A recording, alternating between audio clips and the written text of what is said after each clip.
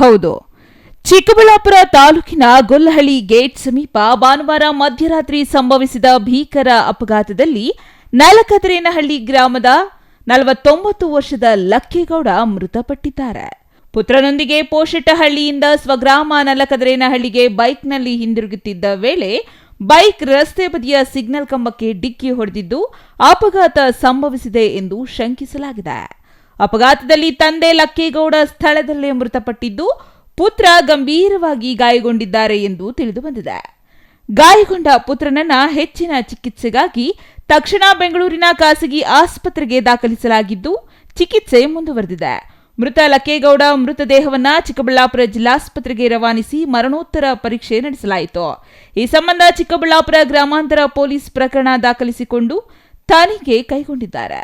10:10ವರೆಗೋಸ್ಕರ ಅವ್ರ ತಂದೆಗೆ ಚೆನ್ನಾಗಿಲ್ಲ ಅಂದ್ಬಿಟ್ಟು ಪೋಷೆಟ್ಟಹಳ್ಳಿಗೆ ಹಾಸ್ಪಿಟ್ಲಿಗೆ ಹೋಗಿದ್ದಾರೆ.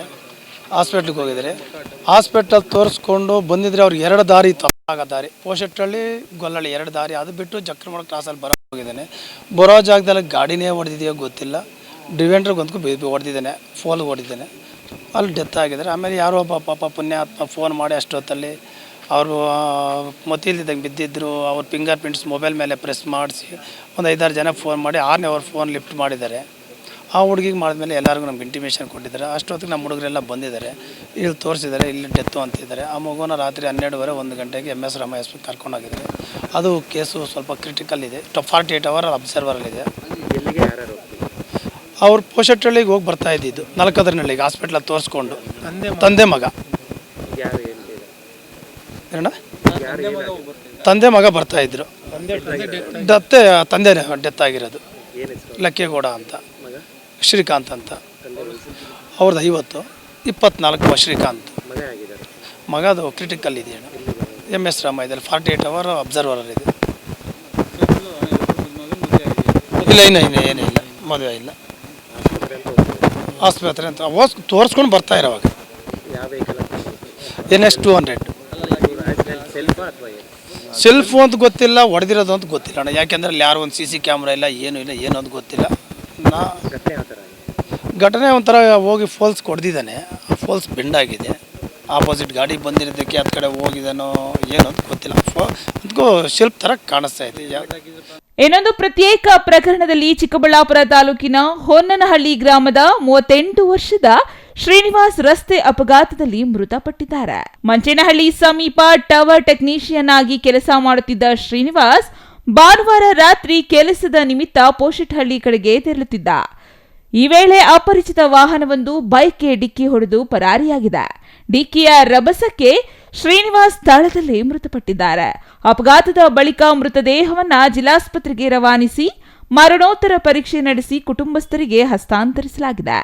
ಡಿಕ್ಕಿ ಹೊಡೆದ ವಾಹನ ಹಾಗೂ ಅದರ ಚಾಲಕನ ಪತ್ತೆಗೆ ಚಿಕ್ಕಬಳ್ಳಾಪುರ ಗ್ರಾಮಾಂತರ ಪೊಲೀಸರು ತನಿಖೆ ಆರಂಭಿಸಿದ್ದು 2 ಪ್ರತ್ಯೇಕ ಪ್ರಕರಣಗಳು ದಾಖಲಾಗಿವೆ. ಟವರ್ ಕಂಪ್ನಿಯಲ್ಲಿ ಕೆಲಸ ಮಾಡ್ತಿದ್ರು. ಮಂಚೇನಹಳ್ಳಿ ಹತ್ರ ಹೋಗ್ಬೇಕಾದ್ರೆ ಆಕ್ಸಿಡೆಂಟ್ ಆಗಿದೆ.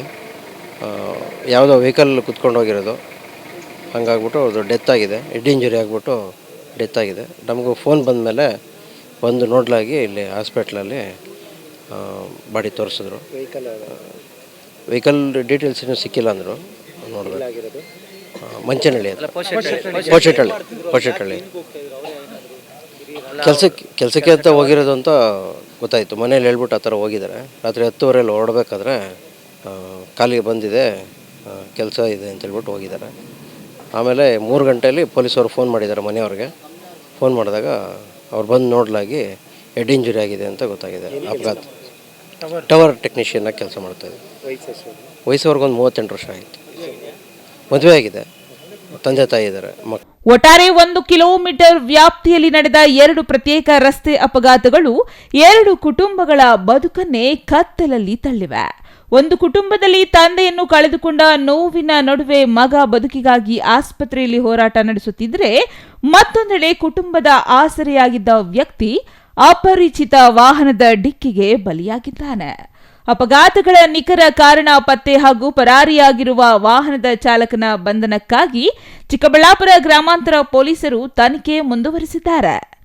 Thoudanahalli Ramesh, CTV news, Chikkaballapur.